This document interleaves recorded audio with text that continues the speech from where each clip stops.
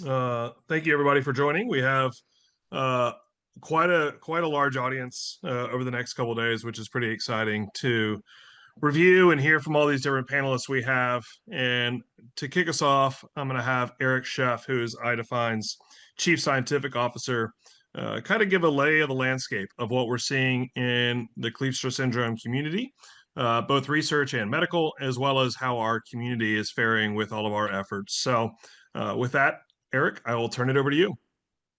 Yeah, thanks, Jeff, and thanks everyone for coming. And I'm really excited for this conference and everything we're going to all get to learn together from all the speakers. So thanks to all the speakers for being willing to join and share their knowledge. So yeah, as Jeff said, I'm the Chief Scientific Officer of IDefine, and I'm also and most importantly Isaac's dad. So I'm a parent of a child with Kleefstra syndrome. And I decided to do something very unambitious for this presentation, kind of as Jeff mentioned, and that's to try and do a grand overview of where we are as a community on this journey towards treatments. So I'm going to try to cover all of that, kind of where we are, where we need to go, and along the way I'll discuss some of the things that IDefine has done or sponsored or pushed or whatever you want to whatever word you want to use along the way to kind of get us on the path to a treatment, which I think is what for the families who are on, that's what we all are hoping for. So, so on the way, I'm going to also mention some of the speakers and what they're going to present, and tee up some of those conversations that'll come later in the conference. Before I do that, though, I want to tell everybody to save the date because we are going to do our in-person conference next year. It's going to be August 6th to 9th in 2026. And it's going to be outside of Boston again, although we needed a bigger hotel, needed a bigger boat. So we're moving to a different location because last time we had such a response and so many people came that we actually barely fit in the space that we had. So which was really amazing. So this is a picture of that conference. And I am really looking forward to this conference. I hope everybody's excited. Please block your calendars. I think it's going to be an amazing experience for everyone, a great opportunity for everybody to be a part of our community and for the scientists to really get together in person and work together, whether it's no substitute for meeting in person. But this year we're going to do a virtual conference, which I think is a great way to check in. So when we started at IDefine, we had three big goals, and we just celebrated our fifth anniversary. And so now is a good time to kind of look over those goals and see how we're doing. And the biggest one was to find targeted treatments and for those living with Kleefstra syndrome. And along the way, we also wanted to improve clinical care and build community. And I think all those things also one feeds into the other.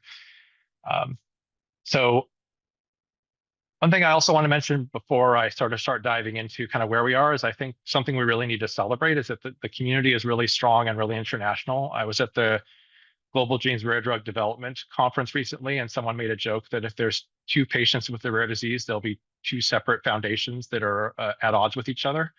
And that is not the case for Kleefstra syndrome, which is something we should really be excited about. So there are several groups.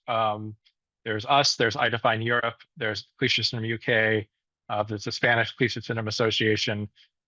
These four groups regularly, we meet with each other every couple of months.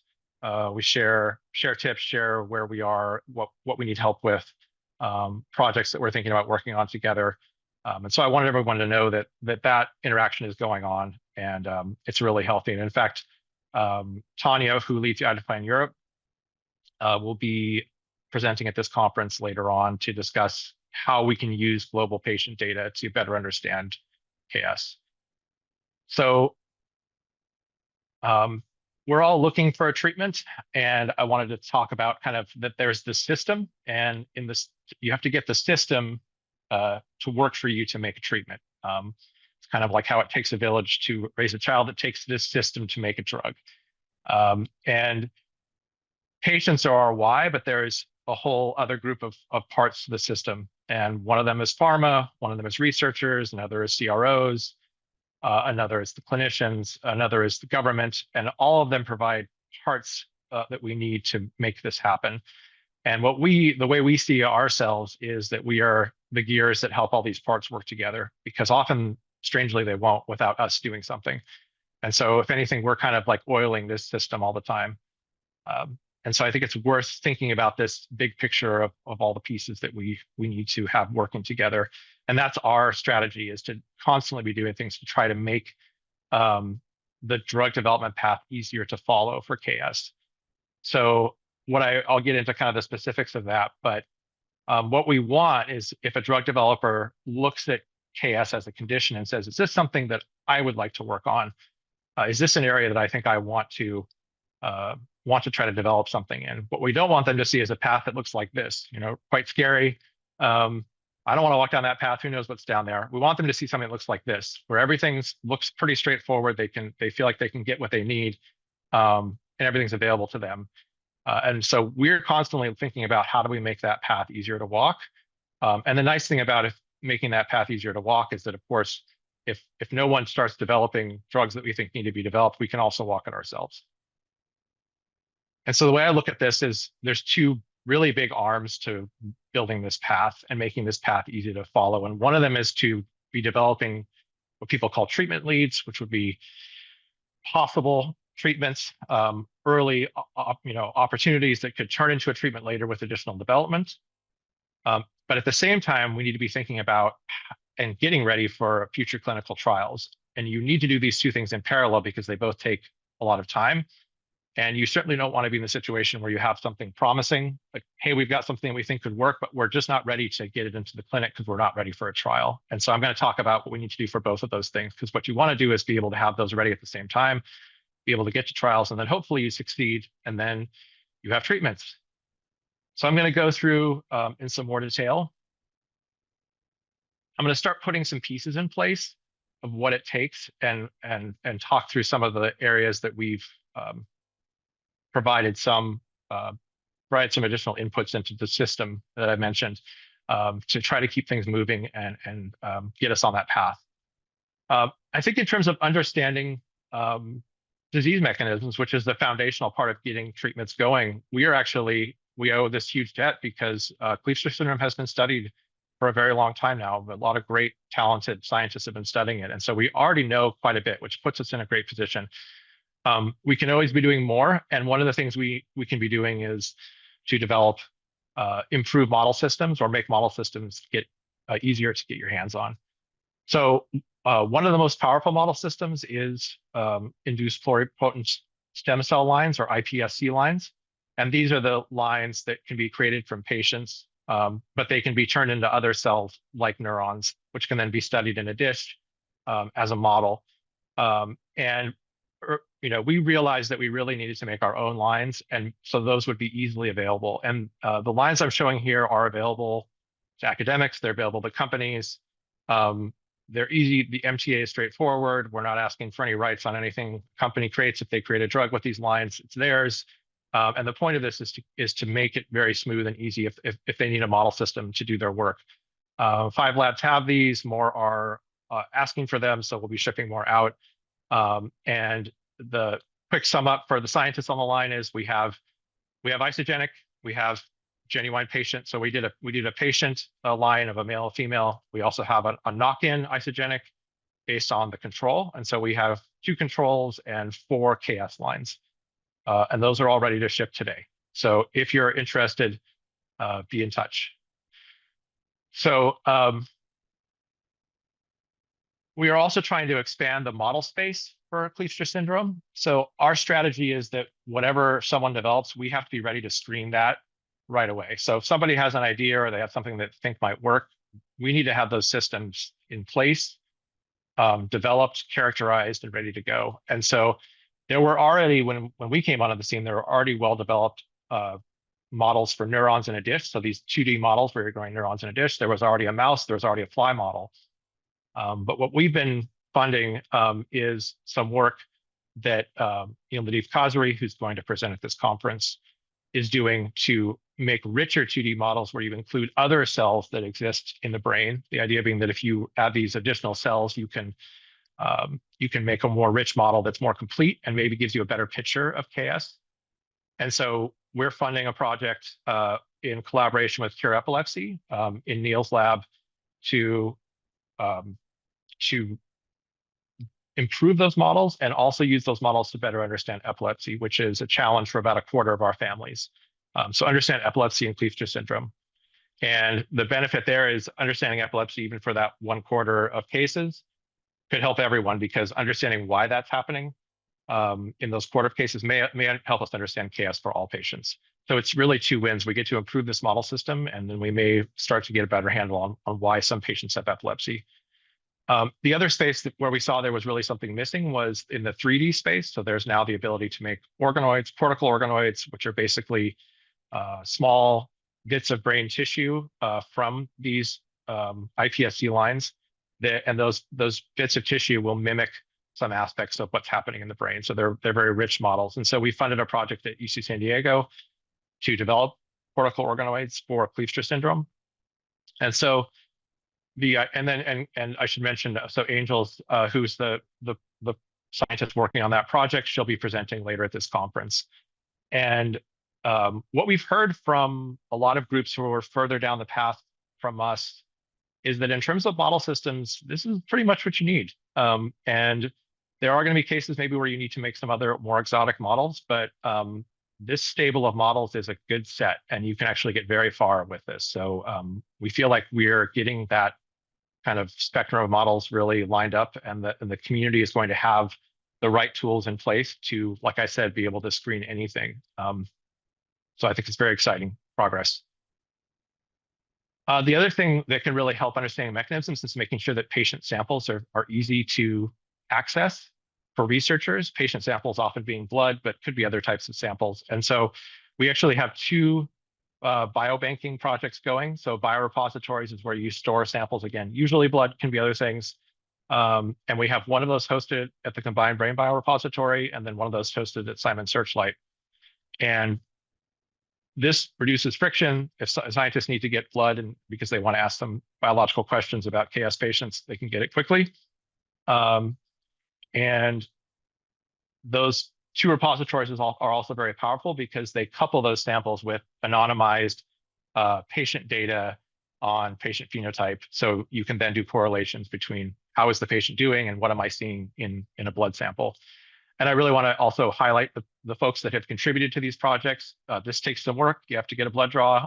Really appreciate the time and the effort.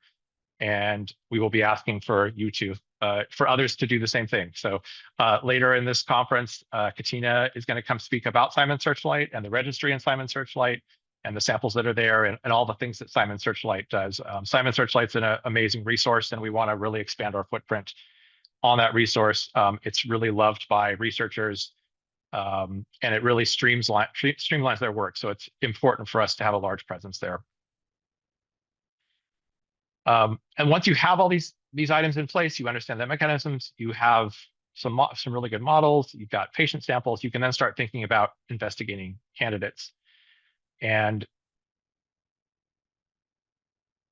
I can tell you what we know about. So what often happens in drug development is you don't necessarily hear about everything that's going on. This is where people get a little more quiet and they won't share everything they're doing. And so I can tell you the projects that are known to us. I know there's things going on, which is exciting. And I think there are a few things that I haven't really heard fully what's happening, but I can tell you the ones that I know. So one of the ones is the project we're sponsoring. So we're collaborating with a confidential biotech company and Neil's lab again, to do some screening in his advanced models of a promising compound. And so very excited about that project. I know of at least, so I'm not going to go into ASOs in depth. For the scientists, you already know what they are. But they're basically genetic medicines so that you go after the actual gene involved in the condition. I know of at least 4 projects that are going on to try to develop ASOs to treat KS.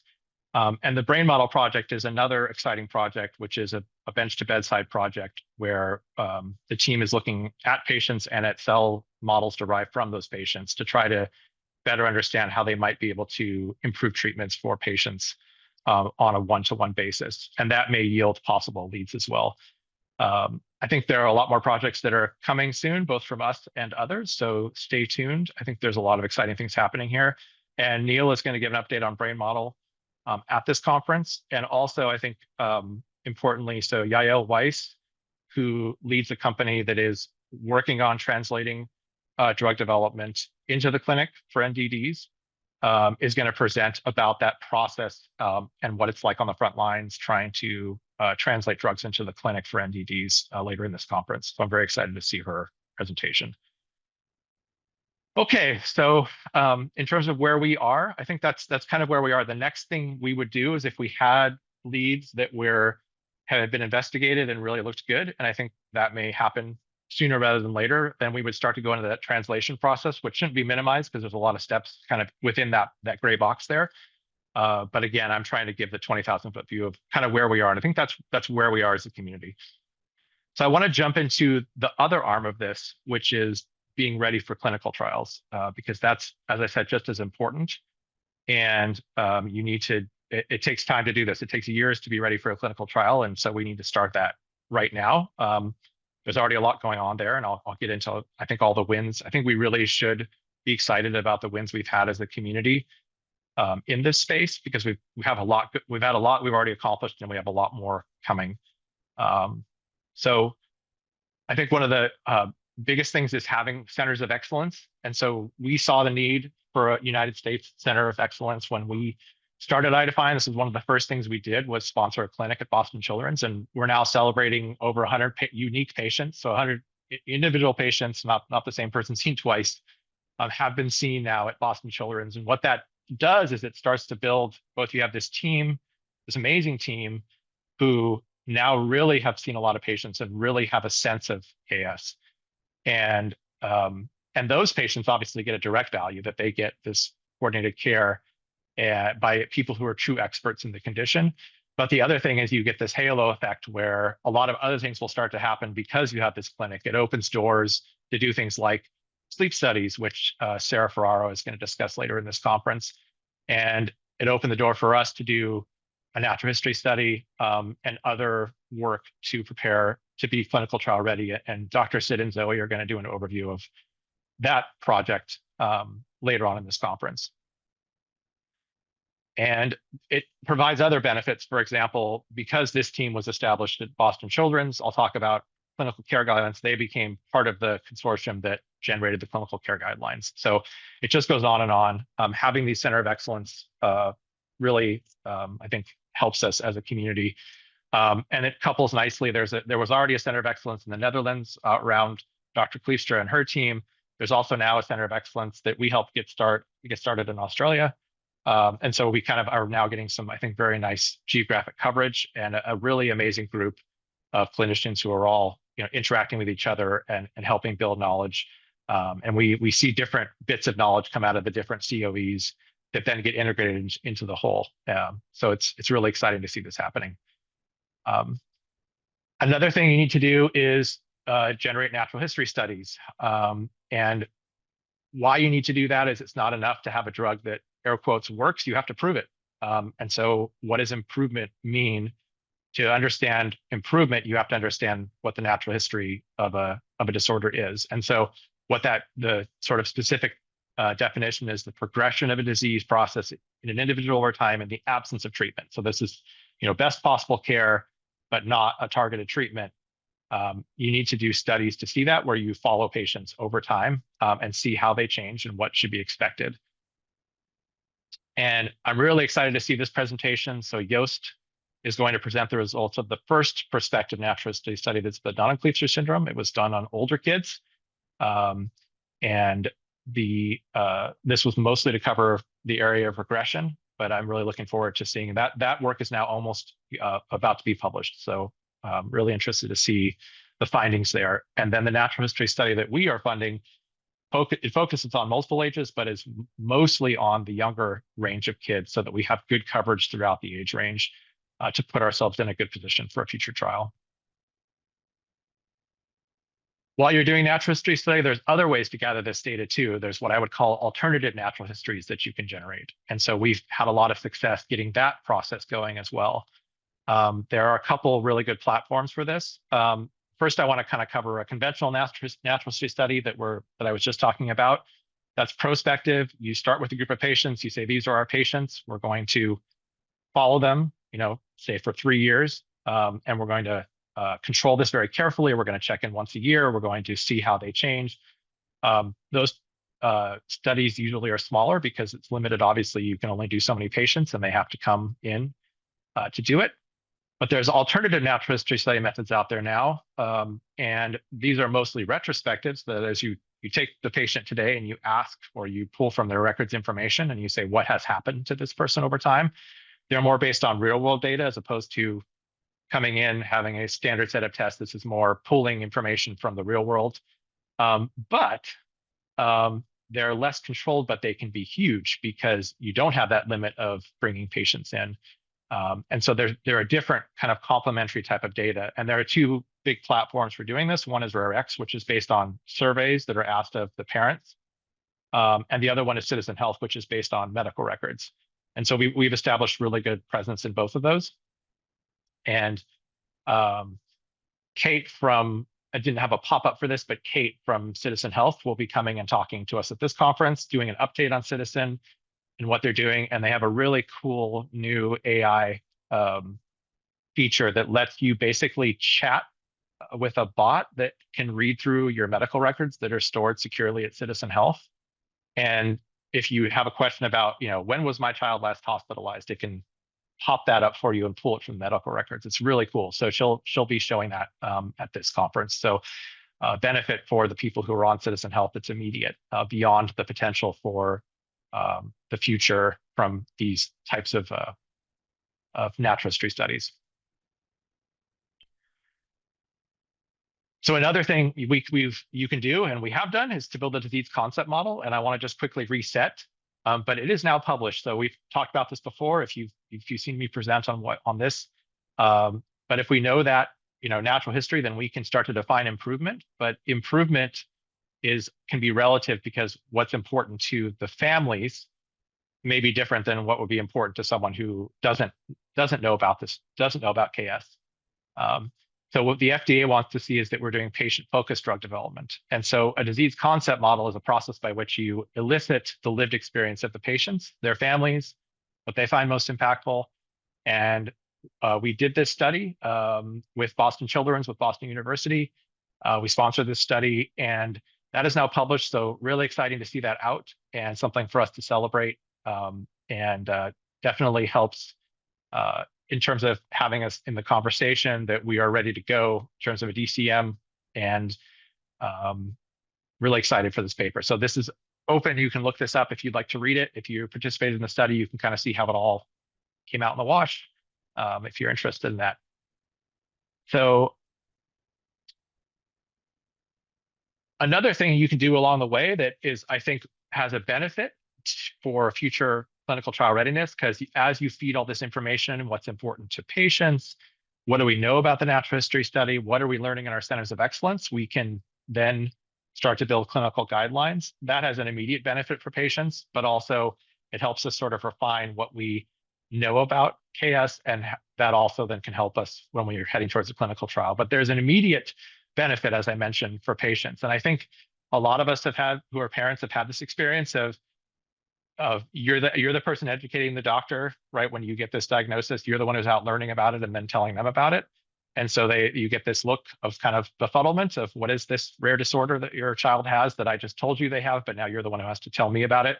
So wouldn't it be nice if there were guidelines so that doctors who are new to KS could know how to properly manage their patients? And there's going to be. So this is coming out soon, and the guidelines, essentially, they were written by all of the people I mentioned at those centers of excellence and others who have worked in KS for a long time.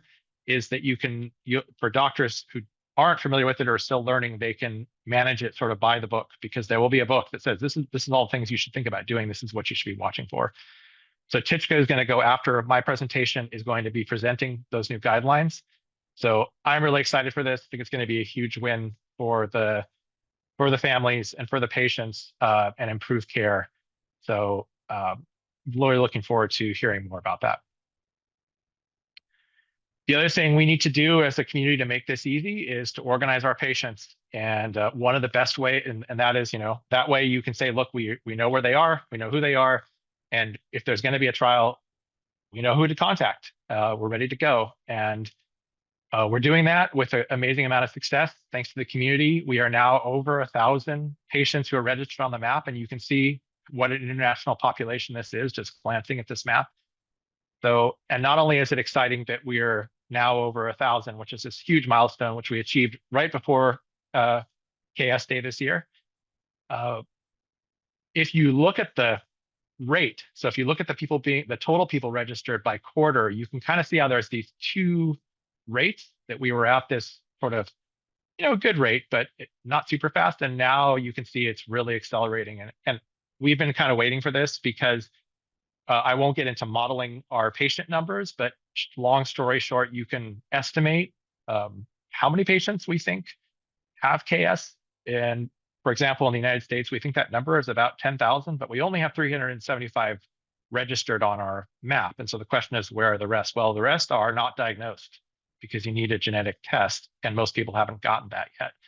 But what's changing now is that a lot of the insurance companies in the United States are now considering genetic testing as first line. Essentially, if you see any issue in development, that's a test that should be done as a first line test. And so we expect what we're going to see now is a lot of people who haven't gotten a diagnosis are going to get one. And our numbers of patients who know they have it are going to skyrocket. So we think we're just going to see this going up and up, and our community is going to get very big, very quick. So I'm excited to welcome all those new folks into the community who had it but didn't know. And now they're going to have a group, a community, and a family to be a part of. Another really exciting thing for us is that we now have an ICD-10 code. I've talked about this in the past, but just a quick reset, really something to celebrate because this is not a given that you will get an ICD-10 code. In the United States, the real quick reminder, ICD-10 codes are the way that conditions are tracked in the medical system. And so by having an ICD-10 code assigned, we had to apply to the CDC, we had to do a whole process, the US CDC, but now there's a code, and that code is Q87.86. And the code is live. It's available in the medical systems. I had the joy of going to my son's pediatrician and saying, hey, there's a Kleefstra syndrome code. Let's go get him into the system as having KS. And we went in and looked at it together, and sure enough, there's the code. And so every time someone uses that code, that's in their records. And that means that in the future, if there's a clinical trial and doctors are looking for patients, they can go back to their systems and query for that code and find all the patients that have KS, and then potentially reach out to them and see if there's an interest in joining that trial. So it's another way of finding all of our patients. And there's a virtuous cycle here, because if you tell your doctor to, hey, make sure to put the code in, then they learn, hey, there is a code, right? And then another patient who maybe hasn't heard, who comes to that same doctor, then the code gets put in, and over time you build up. And what's been shown is that over time you'll build up beyond the people who have raised their hand on the map. You'll build up a larger patient pool as the doctors put the codes in for people. So really a huge milestone for us, and a huge success that it's been really exciting to see. So the other thing you can be doing on your way to a trial, there are several ways you can evaluate patients in a trial. One of them is how are they doing in terms of patient-reported outcomes, clinician-reported outcomes, right? So this is things like evaluations you can do in a clinic, or how is the patient communicating, how is the patient walking, all these kinds of measures. But you can also try to establish biomarkers.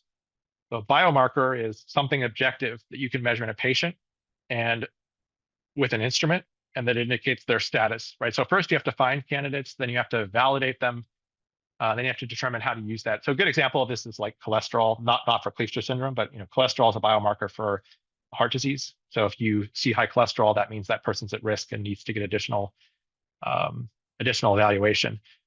For KS, we don't know if there are biomarkers. And the exciting thing is we don't know that there can't be. There absolutely could be biomarkers that could be found in, for example, blood, that can be indicative of how someone is doing. And there's now a huge project going on with Combined Brain, which is a umbrella organization that we're part of, plus industry partners, to try to find biomarkers for NDDs. And we're a part of that project, and Anna is going to talk more about that. So I think that's really exciting, and it's a type of project that you really have to do as a collective project, because part of this is comparing chaos to other NDDs and understanding how we're similar and how we're different, and then finding if we have shared markers, and maybe we'll be able to develop shared markers together. And it gives you a lot of power statistically to have large numbers of patients. So this is an outgrowth of the combined brain biorepository. So if you contributed to the combined brain biorepository, um, thank you, and your samples are being used for this. So it's really exciting output.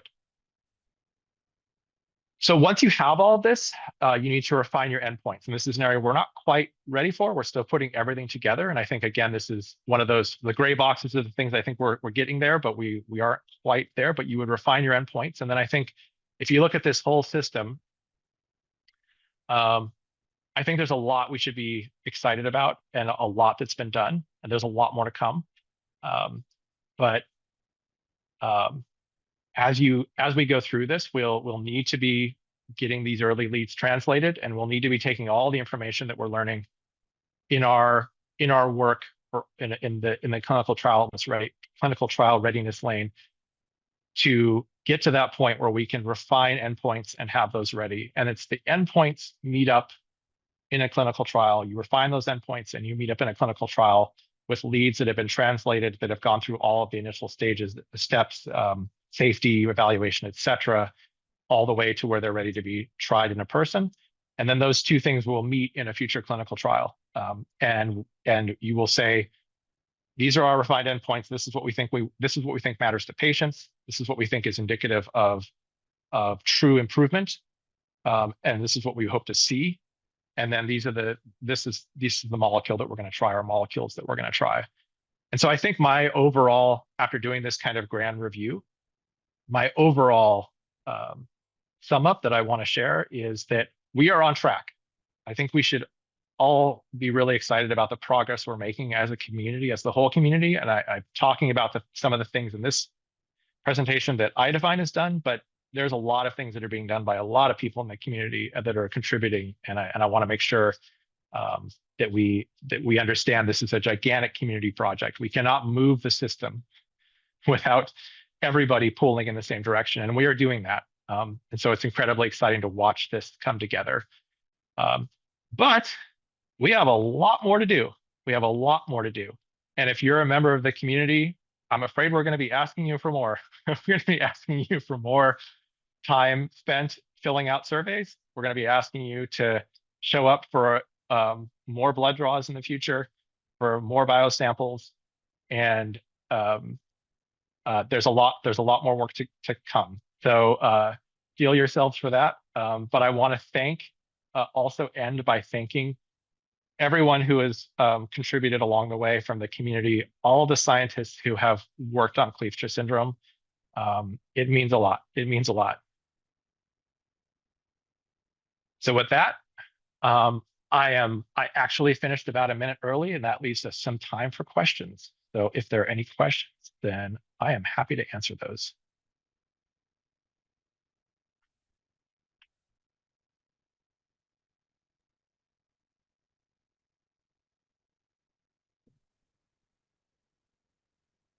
Eric, I'll just say that I'll go on video too. That from where I sit, in listening to that presentation, I think it's really clear and obvious how engaged and activated our community is. Right, none of this is possible without our community. Right, I mean, all these things that you've kind of listed off that we've been able to do has been born from the activation of the community, whether it's participating in the surveys, the worldwide map. I mean, seeing 1,028 patients worldwide in the map is a phenomenal number that we had targeted ever since we released the map a couple years ago. And now that we're here, and it's just like we continue to check those boxes off the list. I guess the questions are, as it relates to surveys, how do we continue to contribute there? Are we as a community, what is enough? I think is what we Yeah. always kind of wonder, right? Yeah. And I don't know that there's an answer there. I think that there's, to a degree, we are responsible for the progress that we're going to make, right? I mean, Yep. that's at the end of the day, it's just something that we need to somewhat shoulder until we can push the ball either down the hill far enough where it gains some organic traction and other folks come in from the outside. Um, but what would be, And yeah, go ahead. yeah, I think it's a good point that about, and maybe that was what you're about to ask is what more can the community do? I think one thing that's really huge the community can do. So first of all, you guys have been amazing. We always are asking you for more, so I always want to mention that again. But um, if you are on if you're on RareX, then go back to RareX and check where you are in terms of filling out your surveys. I know they're a lot of work.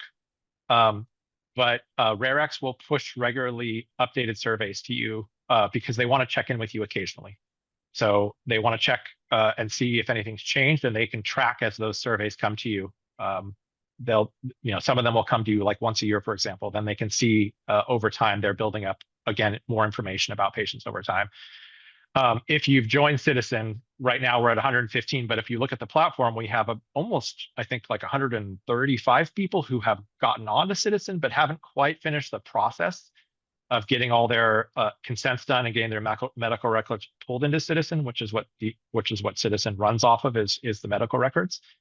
And so those are the things that you can be doing today to help push this ball forward if you're a community member. And then, Simons, we're going to be talking about Simons at this conference. It is a huge resource, and our presence there needs to be bigger than it is now. We need to have more people on that platform because it's a really important platform. And so it's challenging for the community because the reality is there is going to be some repetition. We're going to be filling out surveys in RareX, and we're going to be filling out surveys in Simon Searchlight. But it's worth it, because having those multiple resources means multiple points of contact, and different scientists will use different platforms, and different projects will leverage different platforms. I didn't get into the projects going on with RareX, but they've already published one paper using that data where they did an open science challenge where they basically pulled everything out of RareX for all the conditions that had, more than X patients, which of course included us because we have an excellent presence. And then they went through and they said, what are all the things that we found in the surveys that aren't very highlighted in literature? And sure enough, one of the things that popped out was GI. And I think we all know, the parents know GI is an issue. For some reason, GI just hadn't really gotten into the literature. And I think those kinds of new insights really make a difference, and they get the people who are in the centers of excellence and say, this is an issue, and give that area more attention, and because clearly it's a real challenge for families. And so that, I think, is one of the things you can do kind of today. Does that answer your question, Jeff?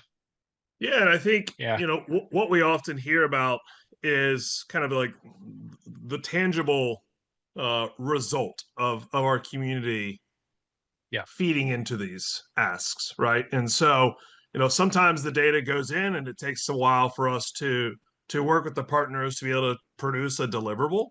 But I think Yeah. that there's, and again, I don't want to get ahead of myself and steal some of the thunder of what's going to be presented at this conference, but I do think that there's going to be value that is incredibly relevant to daily life that's going to be extracted and be able to be utilized with these different platforms. And so it's not just contribute or continuing to contribute, that there is going to be a result, there is going to be feedback, and there's going to be tools that are going to ultimately make your life easier. And so it's Yep. those things take time to develop, but I do think that now we're starting to really leverage some of the powerful benefits of AI to benefit you and your family as you're walking this journey.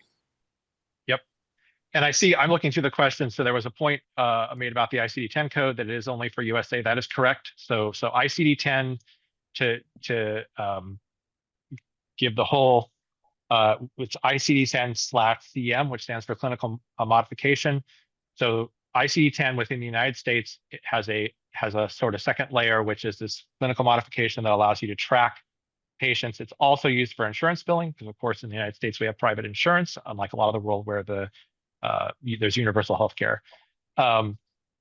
So yes, it only applies for the US. We are talking, again, going back to the fact that we're all talking to each other. We are talking with our partners about how can we make sure that the other coding type systems, it's different in Europe, it's different in the rest of the world. How do we make sure that those systems all are also properly tracking KS? And so that's one of the projects we're kind of starting to spin up is how to work on that collectively. But yes, it will only apply for US. However, it's a gigantic win, even if it only applies for the US, because it puts drug developers in the US in a fantastic position. And if someone's developing a drug in Europe and they want to do a trial in the US, same thing, right? It's still a huge win because they can find those patients when they need to. So I think, yeah, just wanted to cover that. Yeah, but I think high level takeaway is we're doing a lot of work. It's really encouraging to see all the boxes we're checking off. And to your point, there's a lot more to do. And I think there's going to be it still warrants more community activation. I mean, again, I think we are positioning ourselves very well, both within the research communities, the clinical communities, and the rare disease space overall. But there's still so much work to be done, and as we just said recently for our 5 year anniversary, the hope is in another 5 years we'll be able to kind of duplicate this. All these projects are just going to get bigger, they're going to become more impactful, and our community is going to grow. And it's really exciting to be able to meet people as they're coming into the community much sooner than many of us that have been in it for a while. The diagnostic odyssey is hopefully shortening. There's a community being found sooner, and there's ways to engage across the board. And so for that, we are incredibly, incredibly thankful. So thank you, Eric.